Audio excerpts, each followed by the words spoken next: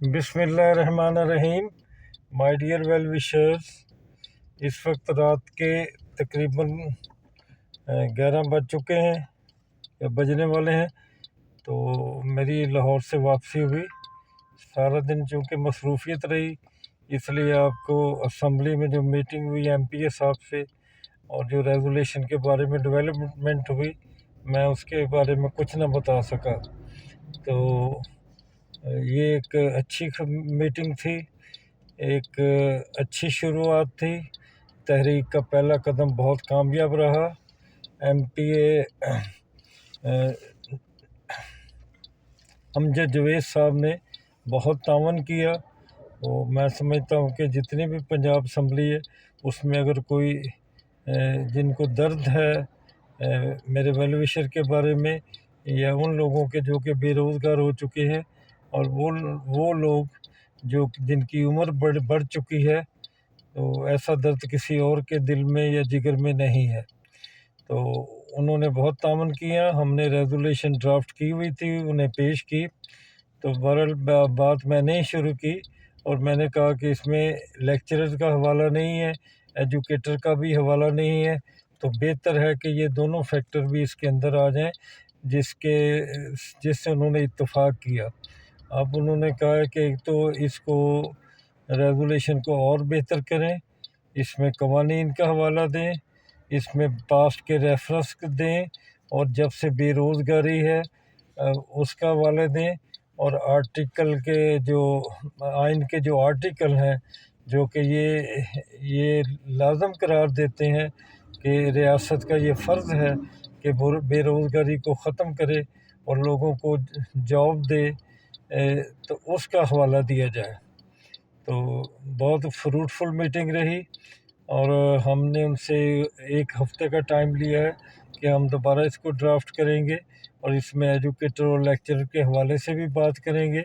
تو انشاءاللہ میں نے اور ہمارے علی مراز صاحب نے اور ان کے ساتھیوں نے اپنے ذمے کچھ ڈیوٹیز لی ہیں کہ تاکہ ہم اس کو بہتر کر کے پھر دوبارہ پیش کریں۔ تو یہ اسمبلی میں پیش ہوگی، پہلے سیکرٹری صاحب کے پاس جائے گی، اس پہ کمیٹی بیٹھے گی، پھر اس ریزولیشن کو دیکھے گی، اور اس کے بعد جو ہے وہ ہمارے امجد جاوید صاحب اس ریزولیشن کو پیش کریں گے ایوان میں، اور انشاءاللہ پاس بھی کروا لیں گے۔ اس کے پاس ہونے کے بعد بھی معاملہ ختم نہیں ہوگا، بلکہ اس کے بعد جو وہ بہت مراحل سے ہوتا ہوا کابینہ میں پہنچے گا، اور کابینہ سے اپروول کے بعد پھر یہ قانون کا حصہ بنے گا۔ تو مائی ڈیئر ویل وشر، یہ ایک جتنا اچھا کام ہے اتنا مشکل کام بھی ہے، کیونکہ اس سے پہلے کسی نے ایسی پلاننگ نہیں کی، نہ کسی نے اس قدر کوشش کی کہ ایج ریلیکسیشن کے حوالے سے بات کرے، اور نہ ہی کسی نے ایجوکیٹر کے بارے میں اور لیکچرر کے بارے میں بات کی کہ لیکچرر کو بھی اب 5 سال ہونے والے ہیں تقریباً کہ کوئی نئی ریکروٹمنٹ نہیں ہوئی۔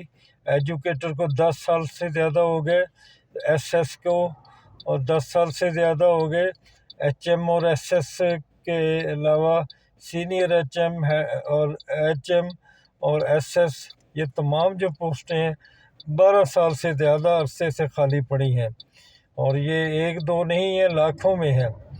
تو اس چیز کو ہم نے ان کے سامنے اٹھایا، اس مسئلے کو، تو انہوں نے پورا ہم سے تعاون کا وعدہ کیا۔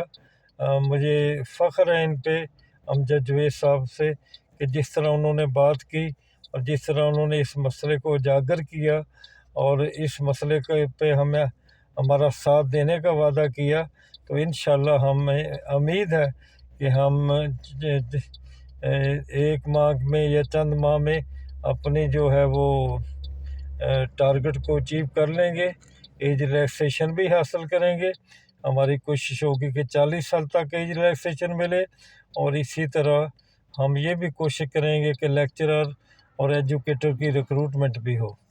تو ایک یہ ایفرٹ تھی جو ہم نے الحمدللہ اللہ کے فضل سے اس کی شروعات کر دی ہے۔ اب آپ کی دعاؤں کی ضرورت ہے۔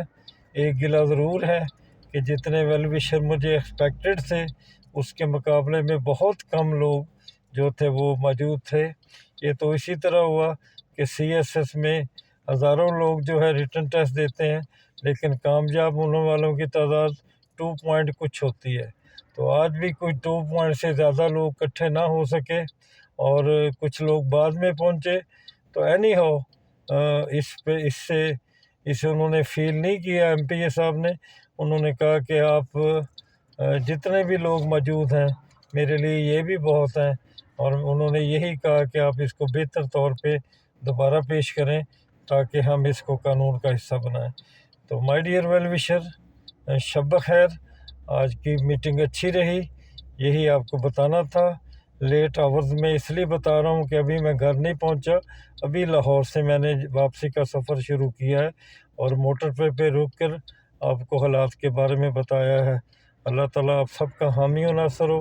انشاءاللہ کل میں اس کے بارے میں مزید بات کروں گا۔ اللہ حافظ۔